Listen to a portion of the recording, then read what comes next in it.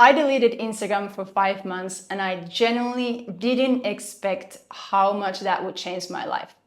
Not just my habits, but what I actually do with my time and my energy and my life. And the craziest part is that I had no idea, I didn't realize how much it was affecting me until it was gone. So in this video, I will share what actually changed for me, and maybe it will make you look at your own relationship with Instagram and with social media in general a little bit different and allow you to see what becomes possible when you become more intentional with your time and with your energy. At the time of recording this video, I've been off Instagram for over 5 months. And the reason why I deleted it in the first place was actually really spontaneous. I didn't plan on it or anything like that. At the time, I was in Finland in Europe visiting family, and it was the heart of the winter, and I had just got my toddler to sleep. And I had some time for myself, and I went to chill on the couch and I opened Instagram. And the very first thing that I saw, it was like a very short, like a 10-minute video or something. I can't even remember who it was by or what it was titled. But it was basically talking about how successful people are often very private and they're often not on social media, and they're really focused on their dreams, their goals, their mission, and they're just focused on that instead of kind of like talking about it or sharing about it. And something in that video really clicked for me. Like I could really feel that in my core that there was a guidance from God. I get a lot of messages, like I feel like my guidance comes oftentimes through these kind of things. When I'm driving around in Bali, for example, I see a lot of messages through people's t-shirts, funny enough, like people are on the scooters, and very often there's like a very clear guidance through like the message on the t-shirt.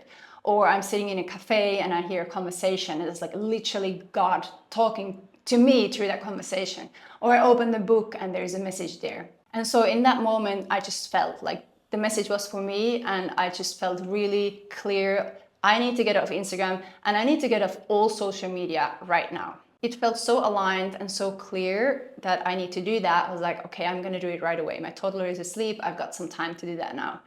And turns out it was actually way more complicated than just opening the app and deleting or deactivating your account. It actually took me over 2 hours, guys, with ChatGPT, needing to go on my laptop. Like, as far as I know or understood, you're not able to even do this with your phone, like on your phone. So I needed to go on my laptop and use AI to really dig deep, like how to actually do this process, how to delete or deactivate your account. So I did that for Instagram, I did that for my Facebook pages. I deleted everything or deactivated in a way that if and when I want to come back, I can just reactivate the account, but it's in a state that no one can see or find my pages and there's nothing like visible on the internet. And already in that process, when I was like trying to figure out and starting to get frustrated, like how can it be so challenging? Like I had to deactivate the buttons of like reactivating my account automatically after a certain amount of time and giving all these reasons and really dig deep, especially with like deleting the Facebook page connected to my Instagram. It was like very challenging to find that. And already when I was doing that, I was thinking, they really do not want us to get out, right? And already there I started questioning, like, who are we up against? Like these companies are investing billions, if not trillions, on the best psychologists in the world to make these platforms super addictive, and they literally want us there. And I saw in that process of trying to get out, it's like it's made purposely very complicated. And when I finally managed to delete everything, I felt like such a winner, like such a rebel. It was literally like an act of rebellion in that moment of like, I beat the system and I got out. Already right away the next day, there were several moments where I would normally take my phone out of habit and I would just open Instagram and I would start like checking things. And with not having Instagram anymore, there became all this time and this spaciousness. And I started to observe and I started to question a lot of things.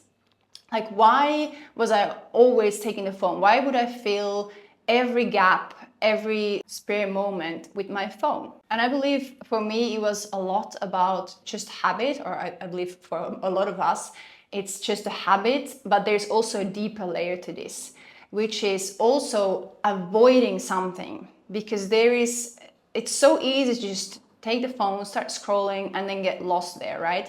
So what I started to realize, at least for me, there was like an avoidance of like facing something within myself, like having all that time all of a sudden, where I would have, like when my toddler is napping, for example, that I would suddenly have for myself, instead of just taking the phone and having to sit in that sort of emptiness and even feeling bored or a little bit lost, or like not really knowing what to do. I mean, there's always like the whole chaos with the toddler of like organizing the house and those things.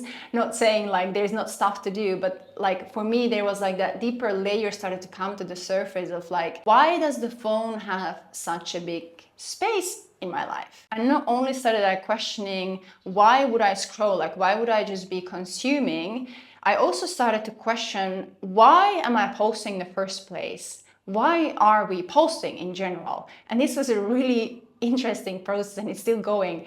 Like, I started to question, like, why are we posting that picture, like, of, why am I posting a picture of my meal? Why are we posting about our workout? Why are you posting about your booty? Why are you posting about the holiday? And what is behind that? Not saying there's anything wrong, or like, it's not like about right and wrong, but I started to like sit with these questions, like really, like, where is that coming from?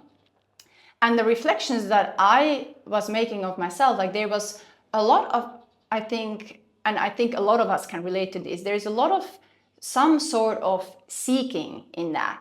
And seeking specifically, I believe, a lot of fake dopamine. Because why do we post, right? Very oftentimes what we are actually wanting in return is like, we want someone to like our picture, like our story, or comment. We want that interaction. So yes, there is a seek for connection, probably in some sort of way, but also I believe in some sort of way there's a seek for that good feeling, that dopamine that comes from someone liking our stuff, and in a way like validating us and approving on us. And that certain tendency that a lot of us have is like, look at my life, like, look at me, look at my life. I'm like, it's so amazing. Like, look, I'm eating this, and look, I'm here, I'm doing this, and I'm with all my friends, and look, we're cheering.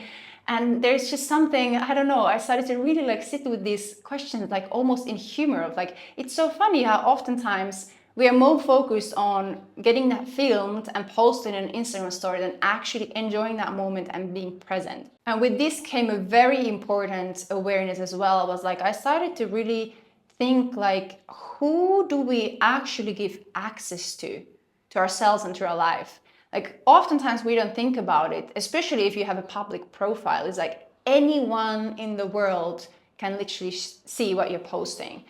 And when I was not on Instagram anymore, when I was out of social media, there was a very different sense of privacy. There was a very different sense of, even energetically, like no one is seeing where I am, what I'm doing. And that felt really good, especially being in that like winter, like internal season, and sort of like that winter bubble. It felt really aligned, and it really shifted for me. Especially, I have been thinking about this anyway since I became a mother, when I was like pondering on the question if I want to post my baby, if I want to post my children online or not. But that just really like clarified in a way the appreciation for privacy. And it was actually very fun, since I got out of social media, when I started to catch up with my friends. I had no idea what anyone was doing. Instead of like, yeah, I already saw in the stories what everyone's been up to, there was this sense of like, I was keeping private like my own stuff, but I was also unaware, like I was just in my happy bubble, like focusing on my own life, and I didn't know what my friends or what everyone else in the world was up to. So when I would like have a call with a friend, they could actually tell from a place of like, I have no idea, where you are, what you have been doing. And that felt so refreshing.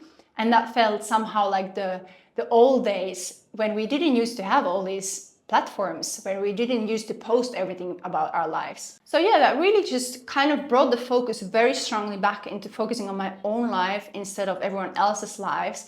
And also what I noticed very strongly is like how social media has the potential to affect us, because not only do you see like what all your friends are up to and the people you choose to follow, but then there's also the whole thing of like, we're being bombarded by everything that's happening in the world.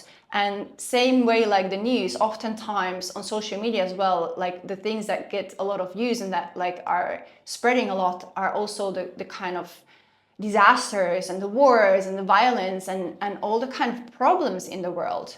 And it's sometimes I feel like it can be too heavy. I don't believe we are meant to know about everything, about all the bad stuff that's happening around the world.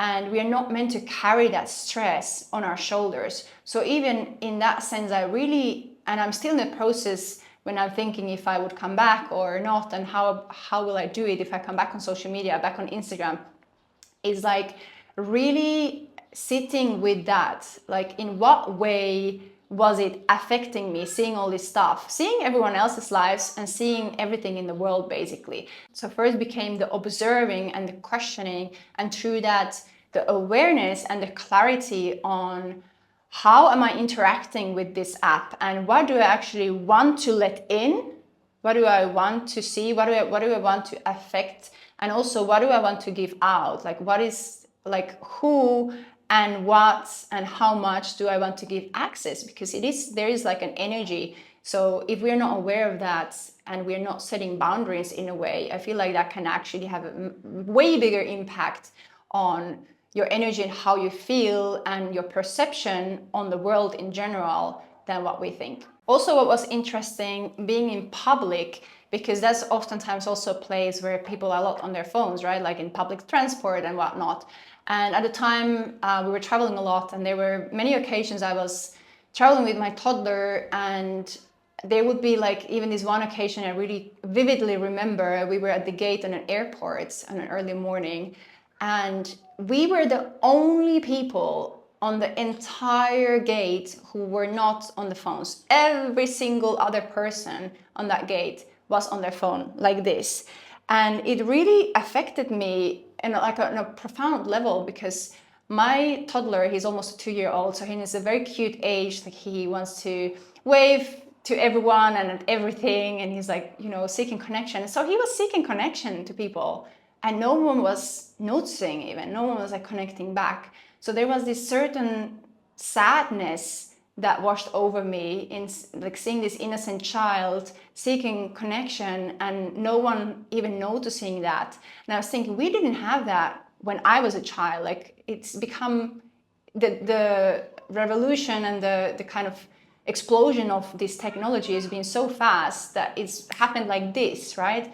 And I was wondering, how will this affect the kids now and the people growing up in this kind of reality? And I have this a lot now when I'm in public and I'm not on my phone and observing, and I've been questioning, is this also kind of like people are afraid of the real connection? It's so much easier to just take the phone and dive into the virtual world than to be present in this world, observing and connecting like on a real level, like face to face with someone. So with all this questioning and observing and being present and just noticing, there was a big internal shift that started to take place in me, and that was followed with a lot of clarity. And I noticed what I hadn't really paid a lot of attention to before consciously, was how much does the input that we get actually affects how we feel? How much does it affect my energy? And we all sort of know this on some level. Like, we know, like, if you eat good foods, you feel better. If you eat bad foods, you don't feel so good. But it's not only the foods and the drinks and like what you put in your body in that way, but it's also like, what is the input? What do you see? What do you pay your attention to?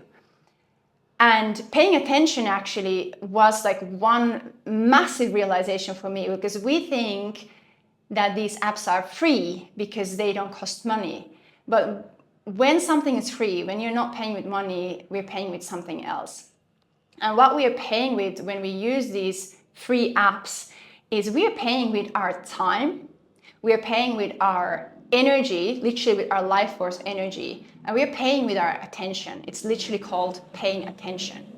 And these companies, like, it's the most valuable currency on the planet right now, guys. These companies are investing so much money to fight of our attention. It's a massive, massive, massive business. So they don't even need our subscriptions. They don't need our money in that way. They need our attention. They need our time. They need you to get addicted and get lost in that app. So the more time you spend on the app, basically, the more profitable you are. And then there's also the whole question of like all the data stuff, right? Like collecting our data and what's that's used for. But yeah, that was just like a big realization for me as well, is like, what do I pay my attention to? And I started to think of my attention and my time and my energy as well as a currency.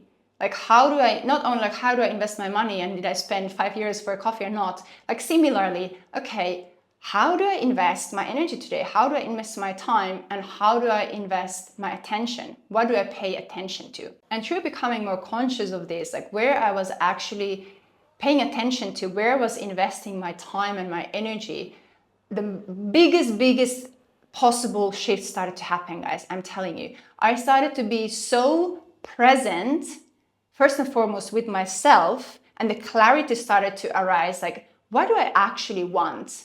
What I was running away from, what was I avoiding when I would just like always take Instagram and start scrolling? What was I actually avoiding? I started to be more present with my environment. I started to be very observant, like what's happening, feel the energies, feel the people, look what's going on. I started to be so much more present with my son. And this is maybe the biggest gift. I was always quite intentional with not using the phone much when I'm around him, but even just noticing how much the phone would affect my state and really like the person I am, even if I would use the phone outside of not being with him. Let's say, as a real life example, he would be napping, how different I feel if I would have used some of that time scrolling, doom scrolling on Instagram, some random stuff, and diving down some rabbit hole and seeing horrible things from the war and feeling so bad for all these horrible things that are happening, and literally my energy going down and going into, like,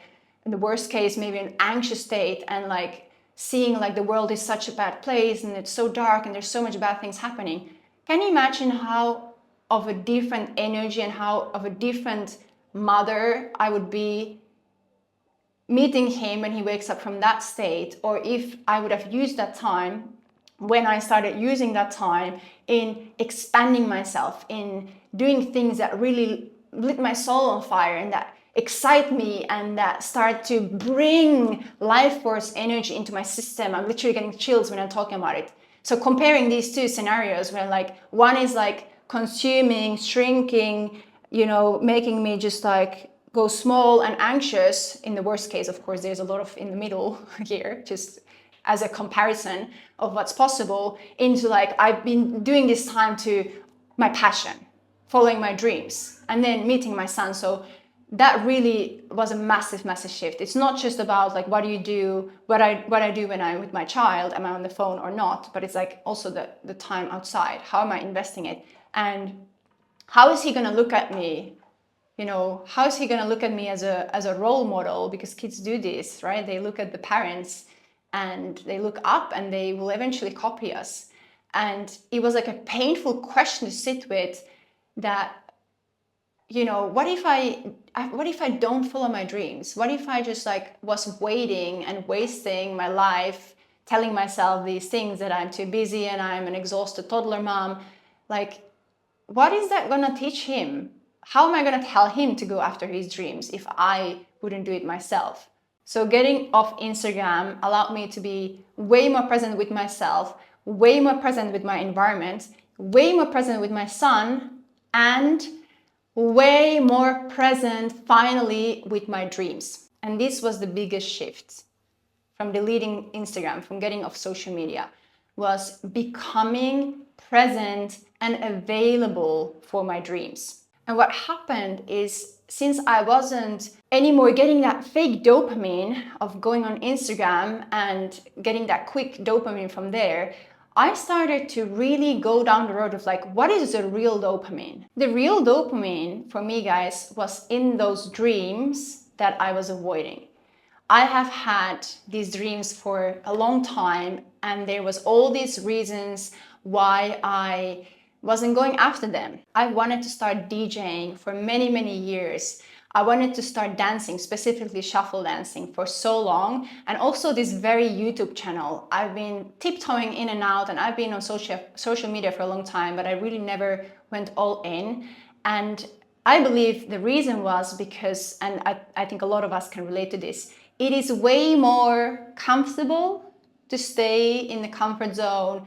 And part of that is a very good tool to do this is the phone, because it's like it's a habit, it's a distraction, it's an easy thing to get lost into and to just feel any moment that you have. And that even takes away not only your time, but the clarity. Because when there's no spaciousness, how can you even know what you actually want? How can there be any guidance coming in, any clarity, if it's just all like this constant input and this noise and this everyone else's lives in more kind of importance than your own life? And oftentimes the familiar pain feels way more comfortable and safe than the unknown being your dreams, no matter how much potential of greatness there would be, but it might feel like just so far away or out of our reach that it's just kind of like, this is like, I believe a lot in the unconscious and the subconscious. We don't like consciously, oh, I have this dream, but let me just like be on Instagram now instead. It's not like that, right? It's this kind of like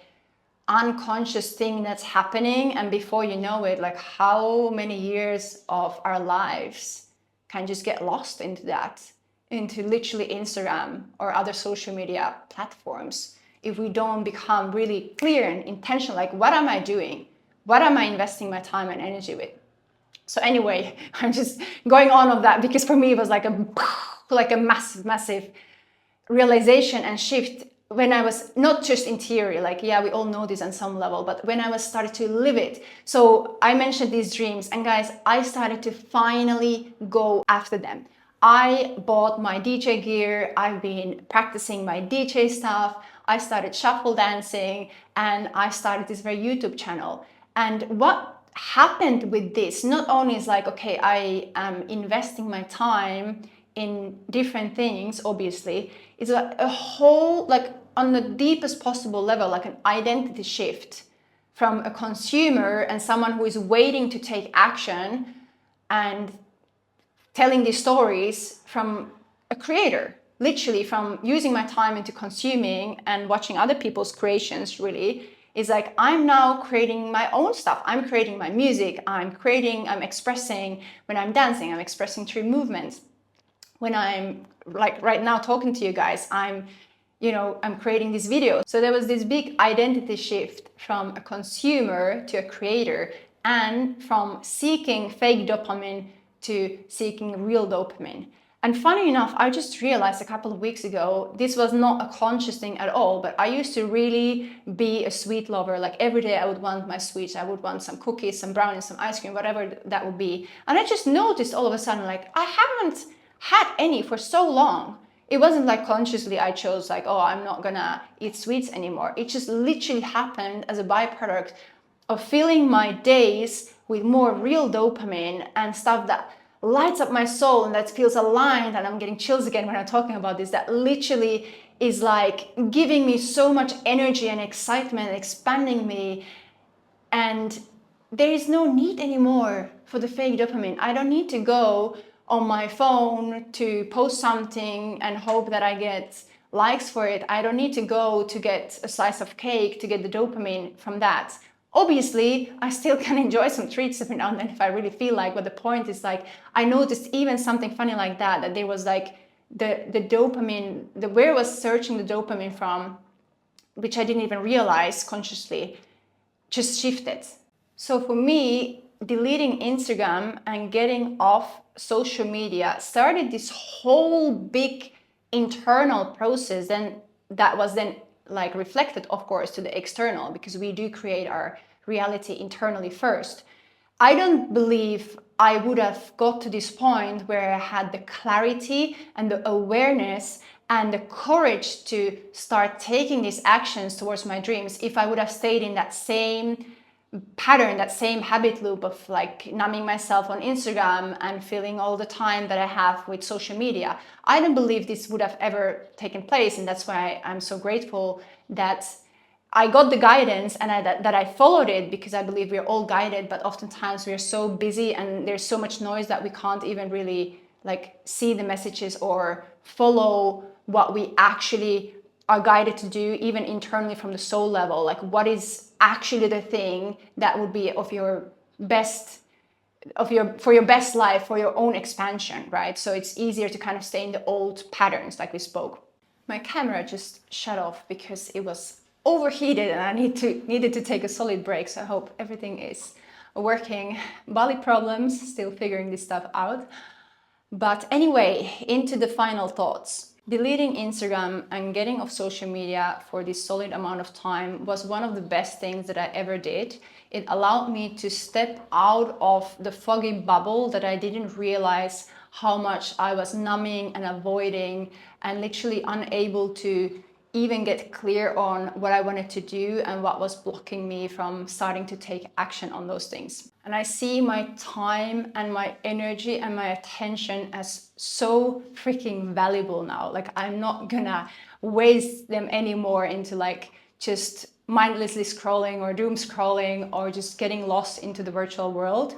Maybe that still occasionally could happen, but I feel like I've become so clear. It's like I've seen what it did to me and what it did to get out, that now, if and when I'll be back, I'll be interacting with Instagram and these other platforms in a very different way, in a much more aware and intentional way. And as my season, both externally from being in the heart of the winter to being back in Bali and being in like a spring, summer energy, as well as internally the season has shifted from needing to really go inward and needing to sit with all my stuff into feeling the urge to put myself out there and create and start building again. I've actually started to come back. I created a new Instagram account for my DJing, and it was interesting to see after such a long time. I thought like, oh, now like how is that going to feel to go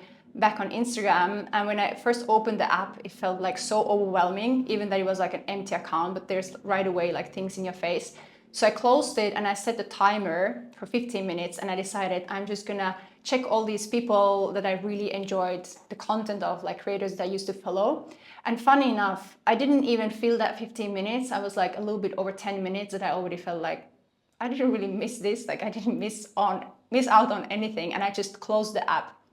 And now occasionally I've been using Instagram to look up some like shuffle tutorials or look up some DJ stuff. And it's funny how, because it was an empty account, how it was like a reminder how the app, obviously like the algorithm feeds what you watch, right? So this again shows like the app in itself, like Instagram in itself, isn't good or bad, but it's just purely about how we interact with it. Like there's the danger of confirmation bias. Like if you start like watching certain things and all of a sudden that's all you see, and that can start really like altering your perception of the world and life and reality even. But yeah, it was such a relief to see that the way that I use the app now has completely changed. And my intention now, getting back on Instagram, is really to let Instagram serve me. So that question of, is it taking away from me or giving and adding value to my life, that really was very transformational. Because now I have big dreams, guys. I want to bring Psytrance to Bali. There's not much Psytrance stuff happening. If there's any other Psytrance lovers here, comment below. I would love to hear if anyone else is in this music style. So for example, this is a good example, like Instagram can be such a beautiful tool to put your stuff out there and to find your people and to connect and to inform about events and to build a community and all these things. Like, I have to say, guys, I do love Instagram. I didn't get off Instagram because I think it's like a bad place. I found my husband on Instagram. That's how I even got to Bali. Like, I got my first Bali CrossFit coaching position in Bali through Instagram. That's how I ended up here. Like, Instagram has given me so much. I built a couple of businesses there. I've connected with so many people. It's given me so much, and I'm so grateful for Instagram. I think it's an amazing app, an amazing tool, if and when we use it with a lot of intention, because then the counter is that we can really get, like we spoke, like I shared throughout this video, like there's a lot of like downsides. If we don't pay attention, it can literally cost you your dreams. It can really get you lost, and it can really get you numb as well. So I think it's important to really sit with these things. Like, what, you're not paying money to use Instagram unless you have like a paid subscription thing for the blue mark or whatnot. Or for in general, for these apps, you can have some like, you know, little subscriptions to not have ads and things like this. But in general, these are free. But really sitting with the question of, what are you paying with? What is it actually costing you? Not only your time, but your life force energy, your attention. What is the trade-off? And only you know. It is between you and social media, really. Because yes, these platforms can be used for creation and expansion and connection and all the beautiful stuff. There's so much beautiful things that can be done with Instagram and with other social media apps. So it's just up for you to really reflect and feel into and be honest with yourself on if the way that you use Instagram and social media is actually serving you or not. We have to remember who we are up against. Again, there's billions and billions invested in these apps to literally optimize them, to suck you in, to make you addicted, for you to spend as much time as possible on these platforms without you even realizing, and before you know it, you might be wasting years of your life. So sit with that for a moment, let that sink in. Social media has the potential to make your life more awesome, to assist you in making your dreams come true if you use it in the right way. Don't let social media eat years out of your life. Don't let social media, don't let Instagram kill your dreams. Remember that creating expands you and consuming consumes you. And even when you are consuming, because we all do that, nothing wrong with that, make sure that you consume content, that you follow accounts that actually add value into your life, whether that's through entertainment or education, in some way that it's expanding you and raising your vibration and teaching you something or assisting you in any way to make your life better. And I'm gonna close this video off with this one-liner. Let the screens serve you, not control you. That's it, friends. Thank you for watching, and I'll see you in the next one.